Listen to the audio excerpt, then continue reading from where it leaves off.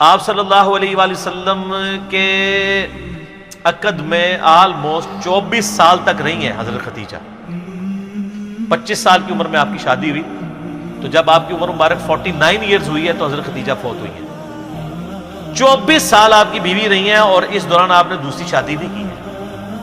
یہ آپ کی جتنی بعد والی شادیاں ان کی وفات کے بعد ہے. اتنی محبت تھی، دوسری شادی نہیں کی. کہ یہ غم بھی جو کہ جواز کے حد تک ہے، میں یعنی سوکن والی امتحان میں نہیں ڈال سکتا، کیونکہ حضرت خدیجہ سے حضور کی محبت ہی بہت زیادہ تھی.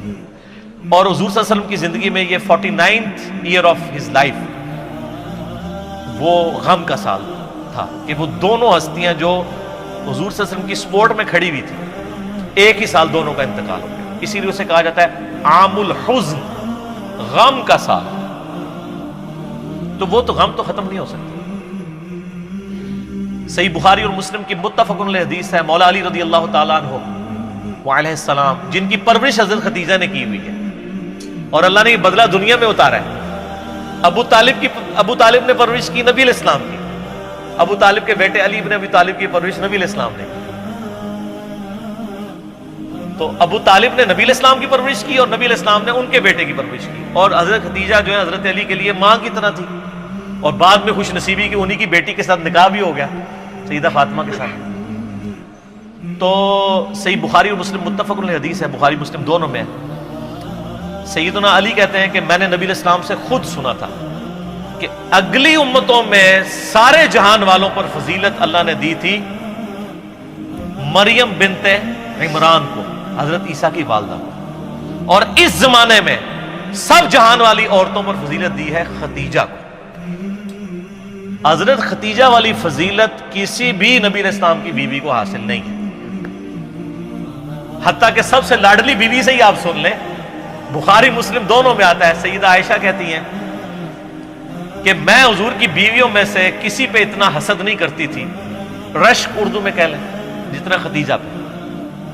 حالانکہ میں نے خدیجہ کو دیکھا نہیں ہوا، لیکن نبی صلی اللہ علیہ وسلم ان سے اتنی محبت کرتے تھے کہ ان کی وفات کے بعد بھی جب بھی کوئی جانور قربان کرتے تو حضرت خدیجہ کی سہیلیوں کو بھی گوشت گفٹ کے طور پہ بھیجا کرتے تھے. بعد میں حسن سلوک حضرت خدیجہ کی سہیلیوں کے ساتھ. اور میں کہتی تھی یا رسول اللہ آپ خدیجہ کے ساتھ اتنا کرتے ہیں گویا خدیجہ جیسی کوئی عورت ہی نہیں ہے. تو آپ نے فرمایا ہاں خدیجہ جیسی کوئی نہیں میرے لیے. اس نے مشکل وقت میں میرا ساتھ دیا اور میری ساری اولاد بھی خدیجہ سے. ایک حضرت ابراہیم پیدا ہوئے ہیں ماریہ قبطیہ سے کہ وہ بھی فوت ہو گیا.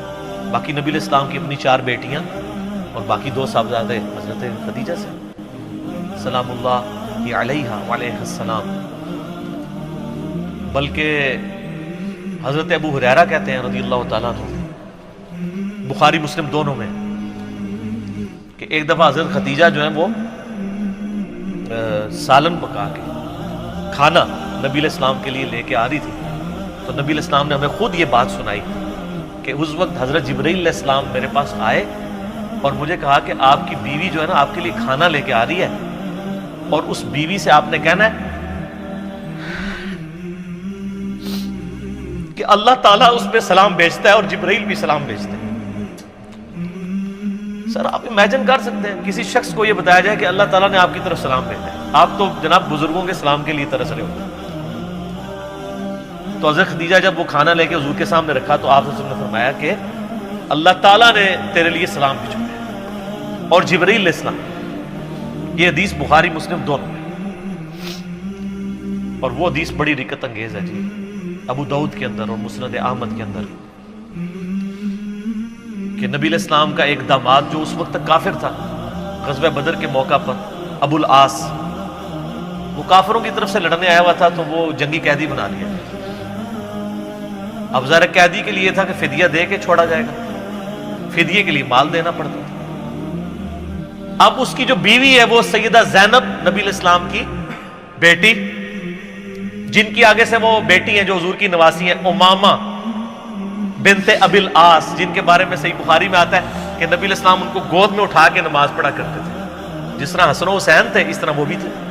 امامہ، یہ لفظ ویسے لوگ امامہ پڑھتے ہیں، یہ الف کے اوپر یعنی حمزہ کے اوپر پیش ہے، उमामा बिनते अबिल आस।